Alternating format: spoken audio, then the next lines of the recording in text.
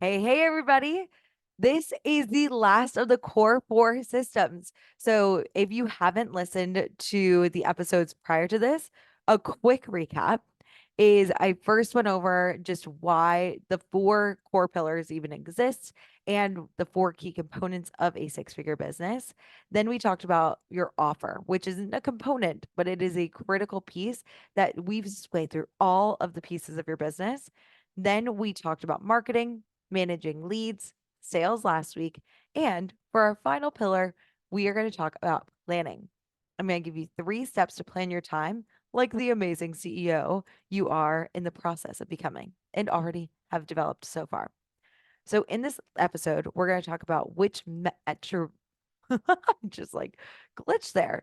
In this episode, when we're thinking about the 3 steps to plan your time like a CEO, you're going to learn what metrics to track every week to ensure that you are progressing. We're going to talk about how to evaluate quickly and effectively. And we're going to talk about what CEO scheduling actually looks like. So, when you are thinking about metrics, that is the first thing that when we're thinking about the operations that you do as a CEO of a company, and I encourage you to think about that. If the word CEO is like, I did not come from corporate America, so if you don't love that word, totally fine. However, I want to encourage you to think about your business like a leader, like you are creating this large movement. And when you dream bigger and you see yourself in that light, it really helps you to show up as a strong leader in your business in the current moment. So, within your business, I want you to think about the way that you are really showing up as a leader. And I want you to think about what a leader would do in a larger business. They want to make sure that they know what's working and what is not working very quickly. And may not it's not working, but what could use improvement very quickly so that they can make adjustments and change things. One of the biggest things that I have found is a huge detriment is that so many people don't actually know their numbers for the things that they are doing. And I think it makes us work so much harder than we actually need to do as an entrepreneur. Now, as an entrepreneur, you are doing so much every single day. A lot of us, it was like, I think it's 86% of entrepreneurs work more than 40-hour weeks. AKA, there are only 14 of us that are working like less normal work hours, I would say, the quintessential 40-hour work week. And I want to make your work week extremely simple, easy, and doable. So you show up to your business just like you would another job to make it less stressful, less activating. Again, there are different roles that you want to be focusing on each time. But when you are thinking about planning out your time, you want to be making data-based decisions. You want to have metrics to make the decisions because I found a lot of the time, if you don't actually know what you're doing and if what you're doing is actually working, your business can feel like my business did at the beginning, which is it feels like you're throwing spaghetti at a wall. It feels like you're just kind of going through and you're like, okay, I'm really trying here. We are trying our best, but we're not actually seeing any result. I mentioned I think it was the managing leads episode, I talked about how at the beginning of my business, I went 7 months without a consult. It was awesome. Yeah, I didn't say a client, a consult. I just ghosts. It was awesome. And if I had known what metrics to track, I would have fixed things a lot sooner. So, when we're thinking about the metrics to track, there are 2 things that you want to keep in mind. Every single entrepreneur has completely different circumstances. When you are starting your business, you cannot compare yourself to literally anyone else because it will never, ever serve you. It'll create a lot of imposter syndrome and all these things. People who might have gotten certified at the same time of you, might have started their businesses at the same time as you, might be in the exact same field as you, a lot of times have completely different connections that we can't see. They might have a bigger following. They might have other people, a huge network of people. They might have experience in business that you might not have. They might have people in their life and resources that like maybe they know a graphic designer and that's why their posts look awesome. Maybe they have resources that you weren't even aware of and they're able to afford either time or money because of the two most important resources. They're able to actually utilize those things that you can't see. And those are things that we can't control. We can't control whether or not somebody, how much we come into our business having. It's still important to track, but we can't compare ourselves to anyone else. So, what we want to do is we want to see it within your control. What are the things that are within your control that you can actually focus on to move your business forward? Right. So, one of the things that I would recommend is that when you are thinking about planning out your time, you want to be tracking, I would say, two big important things. You want to be, well, three, let's throw in three. You want to be tracking the way that you are able to show up each week and your energy. The way that you think and feel is important. And we want to be seeing if that's making an impact. I went through a breakup, which was super fun in 2022, right after I had started my business. It was my first year full time. And within that, I, of course, was in feeling lots of things. My energy was quite low. Lots of feelings were coming up. And when, of course, you're going to experience unexpected things like expected and unexpected things in and outside of your business. So for me, that was not expected. Did not think that was going to happen. And so within my energy, of course, my energy levels were lower. And that meant that I was showing up, but kind of just checking a box. You know what I mean? It's like when you're like, okay, I'm just doing the best I can. And of course, when that happened, I did see a decrease in sales and things like that. I actually thought about shutting down my business. So glad I didn't. But within that, I want you to know that like your energy levels are going to ebb and flow as you grow your business. There are going to be times when you're feeling awesome, and there are going to be feeling times when you're feeling less than stellar. What we want to do is we just want to monitor that. And I want you to see that your business will make it through the ebbs and flows. It's not that you are in a dip forever. And it's not that you're in a high forever either. But either way, even when I was at a low point in my energy, I could also see that my business was still working and was still going. And even when I was at high, there were points when I was like, oh, I'm feeling really great. This content is awesome. And people still weren't buying. And that's okay. We just want to make sure that, like, first off, we're tracking that and we are aware of like the way that we're showing up, the way we're thinking and feeling. And we also don't want to put all of that pressure on you, on you to show up as a perfect robot all the time and thinking that you could only be happy for you to sell things in your business because that's just never going to be the case. You're never going to be happy all the time. And from a pretty like genuinely happy and joyful person, I can guarantee that over 50, probably around sometimes even more than 50% of the time, I am feeling that less than stellar side of life. And I'm still able to totally show up and serve people in my business, regardless of how I feel. So it's important to see the feels, but that is the first thing that I want you to track is where your energy level's at. One being like, I'm not really feeling it. 10 being like, you know what, I'm feeling pretty good. And so that's the first thing I have my clients track. And when we're thinking about understanding your business from a data sense, I want you to understand that these numbers are our best guess at taking something that is, as far as your energy levels, it's taking something that is subjective and making it objective. So it's taking something that's like your way you personally feel and it's making it something that we can track. And whenever we have data, it can get us out of the drama. And when we can see those numbers, oh, it's like our numbers will go up and down as we grow our business. It makes the shift in your emotions and your energy a lot less scary. It feels predictable. And you're like, oh, I'm just in one of those phases and one of those cycles for me. So that is something that's really important for you to track. The second thing that's really important for you to track is the actual actions you're taking. Again, we can't control like when we're thinking about like your business, we can't control how much resources you came into this business with. We can't control your audience size just to start with, right? You can't change that. It's just what your baseline, where you came in with. but we can control how much you do, how tenacious your actions are, so that you can make your results inevitable. Like, I want you to think that you can truly do anything you put your mind to with your business. And if you have that drive, you're like, oh my goodness, this is my purpose. This is exactly what I'm supposed to be doing in the world. Then when you show up in that energy, it makes you taking action so much more enjoyable. And when we can track that action, it makes it so much better.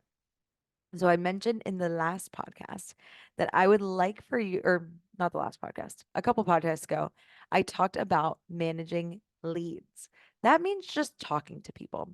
So my goal for you is that you talk to 10 people a day, which results in 2,500 conversations a year. Now, of course, there are going to be times when you're sick, there's going to be stuff that comes up, but my goal overall is that you can talk to 50 people a week, just 10 people a day for 30 minutes a day. But that is going to get you out there to a point that makes it inevitable and statistically really inevitable that you are going to create the results you want to in your business. And I even shared about like how if you have an offer that's $2,000, if you just convert 2% of those people, that is six figures. It's 100 and like $2,000, 102, yeah, $1,000 for your business.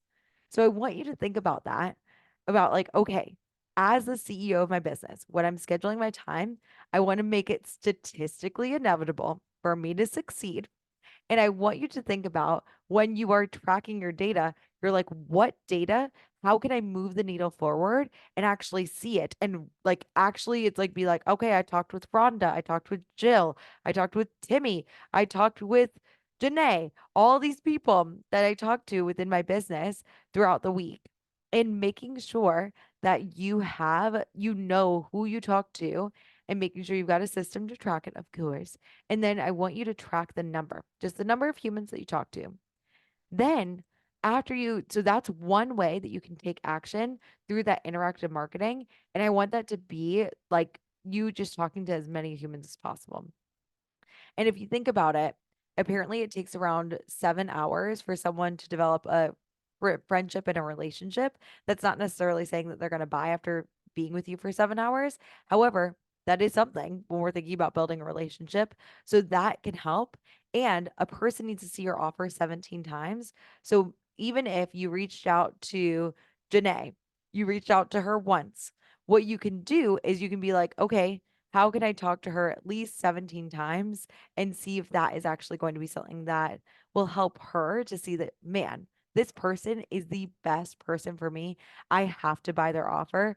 They have been so helpful. They've sent me all this awesome information, and I totally want to work with them. So that's my goal, is that you have 50 people, and sometimes it'll be the same person that you are talking to. It's just 50 messages that you're having a week. From there, you want to think about that's the interactive marketing piece. The next thing I want you to track as far as your metrics go are how many times you're doing that billboard marketing, that social media posting. Whatever way you get out your business information, whether that's a blog, social media, email, I want you to write down how many times you are actually showing up. For my clients, if we're thinking about utilizing Instagram, it's my favorite platform. I would recommend doing 3 posts and 3 reels a week. And I broke down a little bit of what that looked like in the marketing module, but I'm definitely going to continue to share about that because I think it's really, really important for you to track that. So, what we want to do is we want to see, okay, here are the things that I am doing. Here's how I'm showing up. Here's what I'm doing. Now, what are the results that come from it? How can I actually track what's happening? So the things that we want to track on the circumstances, the outside of you piece of things, is how many consults did you get a week?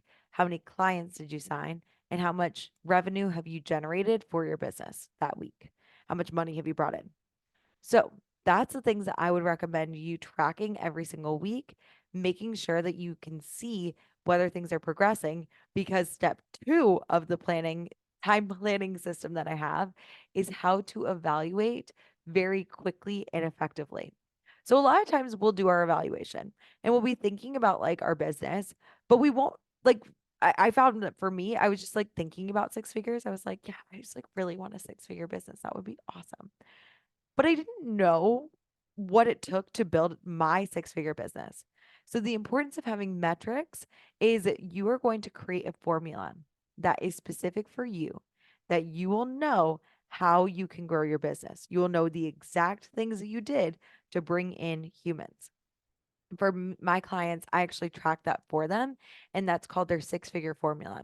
So I actually know exactly what it takes for every single client's business to work. I want to make it statistically inevitable for them to reach their goals, and if they just show up, do the things, then we can get data.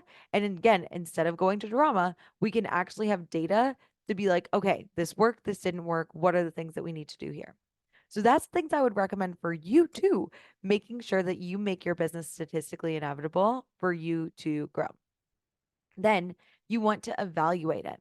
You want to think about, okay, what worked? What worked for me to show up in maybe a higher energy levels?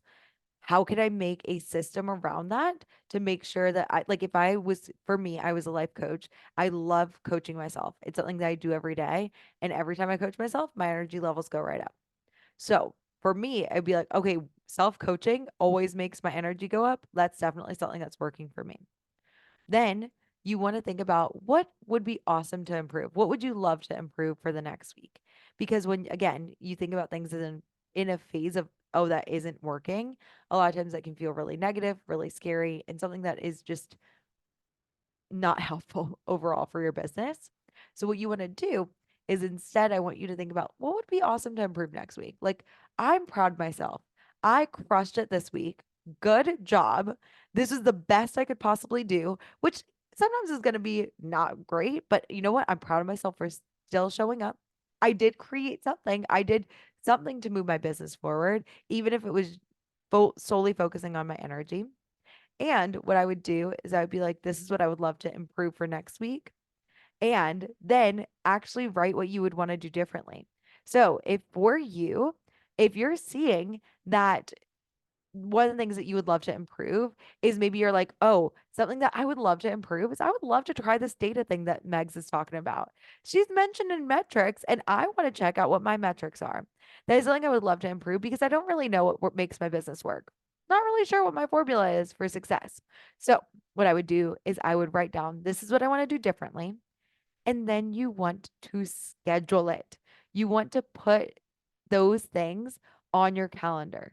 You want to make sure that it is inevitable for your business to grow. And the way that CEO scheduling looks, one of the things that I would offer for all of you is I would love for you to put your schedule out into the world. And I want you to put in the clients that you have currently. And I want you to think about the amount of time you have to run your business. How much time do you want to spend? For me, I knew I did not want to work more than 40 hours a week. I was very, very inspired by people who were my mentors as I was growing my business. And they mentioned things like they were working 30 hours or 3 days a week, that they were working these very short hours. And I'm like, this is statistically something that is different. Most business owners are, again, 86% of business owners work more than 40 hours a week. How are these people doing it? And I knew I wanted to work less. So I was like, what if I could choose the amount of time that I would work for my business, and I would make that time work for me? Especially because, as I've mentioned previously, I started my business not full time. I was teaching during the day, coaching by night, and I had a limited amount of time. And I needed to make sure that within that finite amount of hours, I was utilizing my time to the best of my ability. So for you guys, I want to make sure that you write out the allotted time you have, write out the amount of clients you would need. And again, making sure you're taking a look at your goals. And if you're like, okay, I want to make $100,000 this year, but based on how much my offer is, like if you have a $2,000 offer and you only have 10, not only, but you have a wonderful 10 to 20 hours a week to work, I want you to make sure that the math is mathing. I want you to make sure that it actually works out, that you can make that amount with the time that you have, and either adjust the goal, adjust the time, adjust the even your offer if you need to. Again, making sure that it's a good offer, that it's an over deliver for your clients, for whatever price you have, not just being like, well, I would like to work 10 hours a week. So obviously I should charge $50,000 for my coaching or whatever service you provide.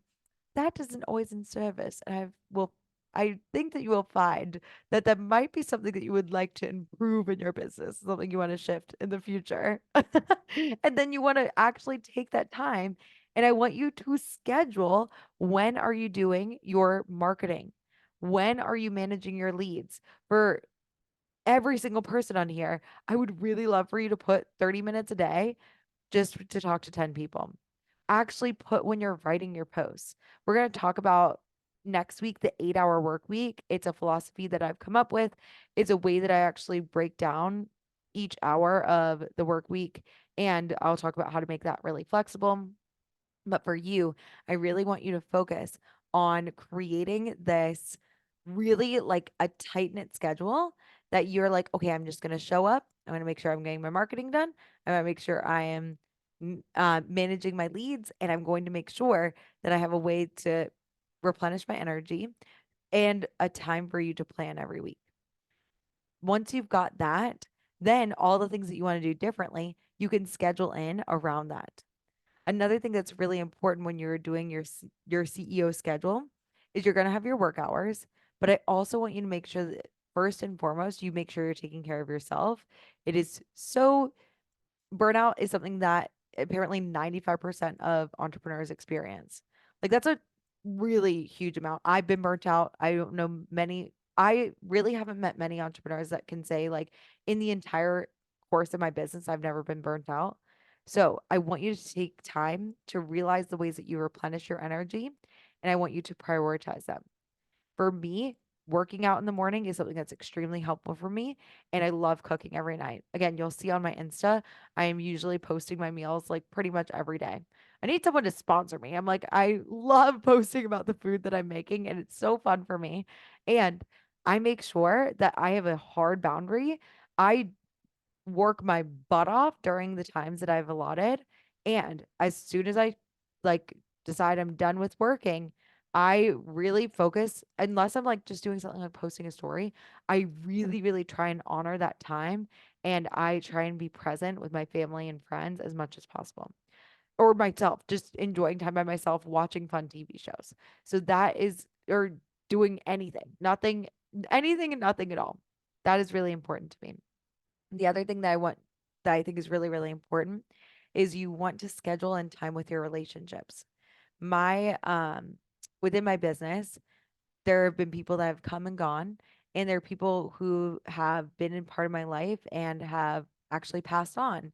And one of the things that I found is that I a lot of times sacrifice time with my family because I really wanted this business to work. And I never want to look back on my life and be like, I'm so glad I created this amazing legacy, but I totally sacrificed time with my family and friends. I want you to schedule time for your relationships. For me, I talk with my brother every Wednesday. He lives in Boston currently, and it's something that's really, really important to me. I have a game night every Friday night, which is actually tonight, with some of my friends and family. I really make sure that I try and show up in those areas as much as I can. I go out with one of my good coach friends every week, and I make sure that I prioritize that. So I want you to add that to your calendar before you even get to your work stuff. Then I want you to add those reoccurring activities. Like I mentioned, marketing, managing leads, planning. You'll sprinkle in those consults whenever they are available, and any current clients you have and other responsibilities. And then that next piece is like, okay, all those things that you want to do differently, then you sprinkle it in. Make sure you have time for it. Sometimes I like have like an admin time where I just get all my other tasks done. And last but not least, you also want to make sure that you are including time for just miscellaneous stuff. Again, lots of times I'll do admin. I include time for laundry because it is the vein of my existence. And I have a checklist for that too. Making systems for the home stuff, making sure that you actually can take care of yourself. Those things are so, so important. So, first off, you are doing amazing. I'm so excited that we got through those pillars so that you could understand, okay, this is what a 6-figure business could look like. And I want you to get there to a place where you're like, I'm really seeing myself as a person who could run a business like this.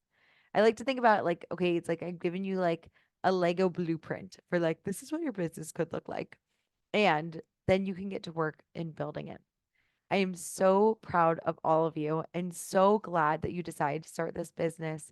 I am cheering you on every single step of the way. And if you need anything, feel free to reach out always. And you know I've got you.